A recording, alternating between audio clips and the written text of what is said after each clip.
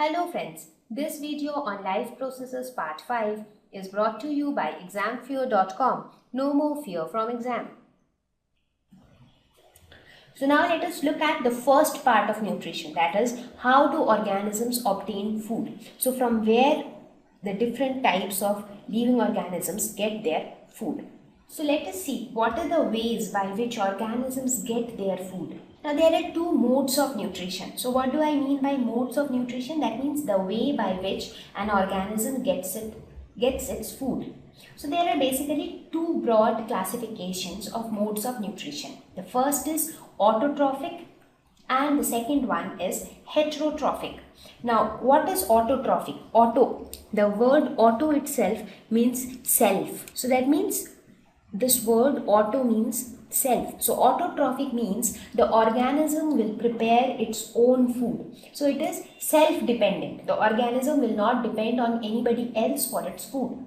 Similarly, heterotrophic. Hetero means others. So these kind of organisms will depend on others for their food. So broadly, there are two ways of obtaining food. One is preparing our own food and the other one is obtaining our food from some other organism. Right? So now let us look at the autotrophic and the heterotrophic mode of nutrition one by one. Now the autotrophic nutrition, as I said, so these organisms will prepare their own food. Now there are two classifications in this also.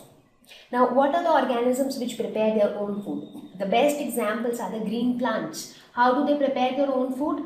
They prepare their own food by the process of photosynthesis. Right? We have spoken about all these things in class 9th also. So photosynthesis means in presence of sunlight, with the help of the green pigment called chlorophyll, which is present in the leaves of the plants, they will prepare their food. So that is they are known as photosynthetic. So some autotrophic animals can be photosynthetic. That means they prepare food in presence of sunlight. Photo means light. So they prepare food in presence of sunlight with the help of chlorophyll, right? And the other kind of autotrophic organisms are chemosynthetic. What is the word chemo? Chemo is derived from the word chemical. So these organisms use chemical energy which is released during oxidation of organic compounds to prepare their food. So the first kind of organisms, since they are photosynthetic and photo means light, so they use light energy to prepare food, and chemosynthetic, chemo means chemical, so they use chemical energy to prepare their food. So these animals together prepare their own food, whether it is photosynthetic or chemosynthetic. Examples are plants, some algae and bacteria. So plants fall under the category of photosynthetic.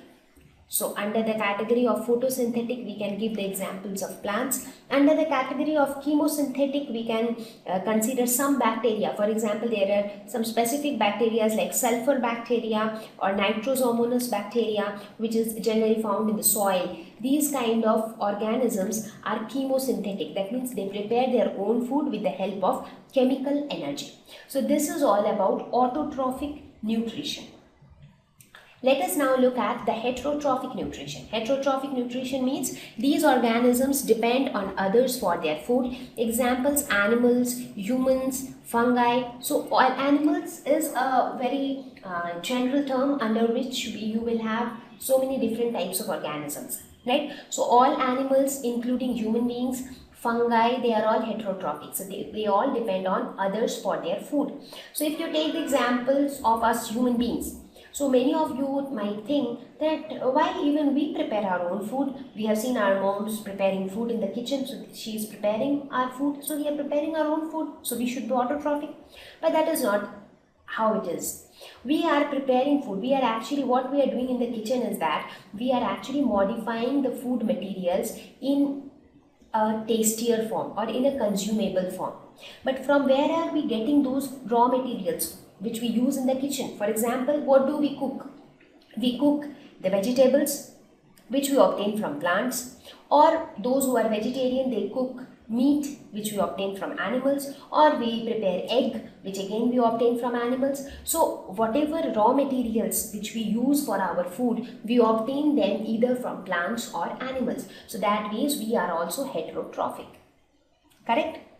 So now heterotrophic also can be classified into many different types. The first one is saprophytic. The word sapro itself means dead. The term sapro means dead. So saprophytic mode is the mode wherein the organism feed on dead and decomposed matter. So in saprophytic mode of nutrition, the organism obtains its food from dead and decomposed matter. So from dead, the organism will actually feed on dead plants and animals. And the example of saprophyte is fungi. So fungi are the saprophytes. They feed on dead and decayed objects. The next one is parasitic. What is parasitic? Parasitic means there are some organisms which live inside the body of another organism and obtain its food from that organism.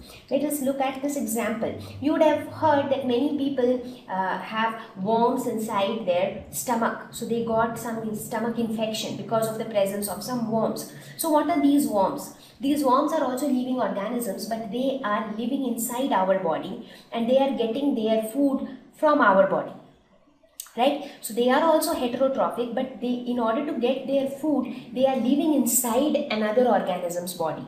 So they are known as parasitic, right? So examples of parasitic would be Plasmodium, the malarial parasite. What is malarial parasite? When a mosquito bite, the malaria is generally caused by mosquito bite. So what happens when the mosquito bites us? It actually transfers this Plasmodium parasite into our blood. So now the Plasmodium parasite stays inside our body. It gets its nutrients from our body and cause a disease called malaria in our body. So another example of parasitic would be lice. The lice which is present in our hair, it obtains nutrition from our body. So these are all examples of parasitic organisms. Not only Plasmodium, there are many kind of worms which also stay inside the body of another organisms. The third one is holozoic. What is holozoic? Holozoic means intake of complex organic matter as food. That means there are some organisms which take complex food. Complex organic matter is taken as food. The best example is human beings. What do we eat? We eat things like rice, wheat, right? Or bread or meat. So if you look at them, they are all complex things. They are not, we do not take glucose as food. Glucose is something which is very simple. But now those simple things combine together to form complex things. And we take those complex things as food. So what happens is that, let us suppose if we take in rice, as I mentioned before also, the cells inside our body cannot directly utilize that rice for energy.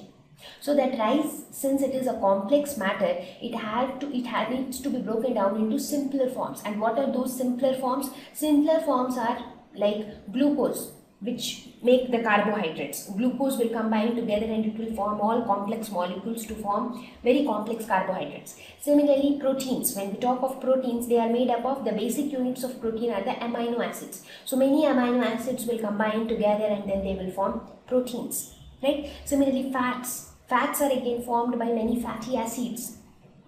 So you would have studied about the structure of all these things in your chemistry. If you want to know more about the structure of these kind of things like carbohydrates, proteins or fats, you can refer to the video on biomolecules on chemistry class 12. Just for your information. So basically holozoic means the animals will take in complex organic matter as their food, and the best examples of holozoic animals are human beings. Thank you. Please visit www.examfear.com to watch more videos, attempt free online test, get free study material, find tutors and mentors. Thank you once again.